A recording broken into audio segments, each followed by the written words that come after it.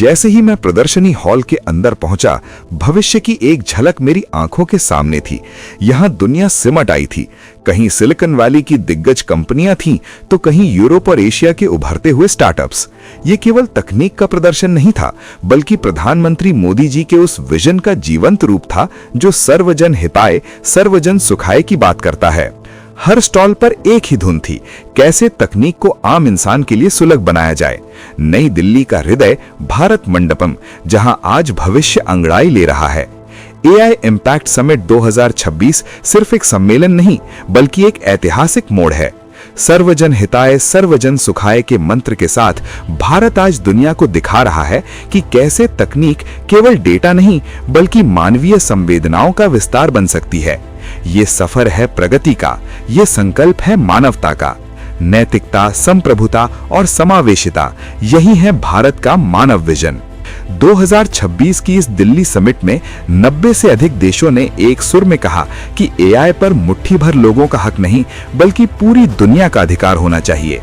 खेती से लेकर अंतरिक्ष तक और शिक्षा से लेकर स्वास्थ्य तक, AI अब एक नई सभ्यता की नींव रख रहा है। कल की तकनीक, आज का भारत। नई दिल्ली में संपन्न हुआ AI इम्पैक्ट समिट 2026, जहां दुनिया ने भारत के पीपल प्लैनेट प्रोग्रेस के सूत्र को अपनाया, क्योंकि जब AI और इंसान साथ चलते हैं तो तरक्की की कोई सीमा नहीं होती। भारत फरवरी 2026 में AI इम्पैक्ट समिट में दुनिया का स्वागत करने के लिए उत्सुक है। हमने सर्वजन हिताय सर्वजन सुखाय, यानी सभी के लिए कल्याण, सभी के लिए सुख का विषय चुना है। श्री नरेंद्र मोदी माननीय प्रधानमंत्री। भारत की कृत्रिम बुद्धिमत्ता रणनीति माननीय प्रधानमंत्री के प्रौद्योगिकी के उपयोग को लोकतांत्रिक बनाने के दृष्टिकोण पर आधारित है। इसका उद्देश्य भारत केंद्रित चुनौतियों का समाधान करना और सभी के लिए आर्थिक और रोजगार के अवसर सृजित करना है। श्री अश्विनी वैष्णव माननीय इलेक्ट्रॉनिक्स एवं सूचना प्रौद्योगिकी मंत्री। जिस तरह परमाणु प्रौद्योगिकी का पिछली सदी में महत्व था, उसी तरह कृत्रिम बुद्धिमत्ता का इस सदी में महत्व है।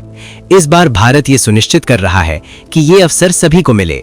हम विश्व स्तरीय कंप्यूटिंग क्षमता को $1 प्रति घंटे से भी कम लागत पर सुलभ बना रहे हैं, जिससे अनुसंधान और सकारात्मक बदलाव संभव हो सकेंगे। श्री जितिन प्रसाद केंद्रीय वाणिज्य और उद्योग तथा इलेक्ट्रॉनिक्स और सूचना प्रौद्योगिकी राज्य मंत्री। यदि भारत को एक विकसित राष्ट्र बनना है, तो हमें प्रौद्योगिकी की लहर पर सवार होना होगा। AI शायद उस परिवर्तन को गति देने वाली सबसे महत्वपूर्ण तकनीक है। हमें ऐसे समावेशी तंत्रों की आवश्यकता है जो ये सुनिश्चित करें कि लोग सार्थक तरीकों से AI का उपयोग कर सकें और उससे लाभ उठा सकें। श्री S कृष्णन, सचिव इलेक्ट्रॉनिक्स और सूचना प्रौद्योगिकी मंत्रालय। हम एक ऐसा शिखर सम्मेलन आयोजित करने का प्रयास कर रहे हैं जो न केवल लोगों के जुड़ने का मंच होगा, बल्कि भविष्य के लिए कार्य योजना तैयार करने का आधार भी होगा। साथ मिलकर हम भारत के AI सपने को साकार करने की दिशा में आगे बढ़ सकेंगे।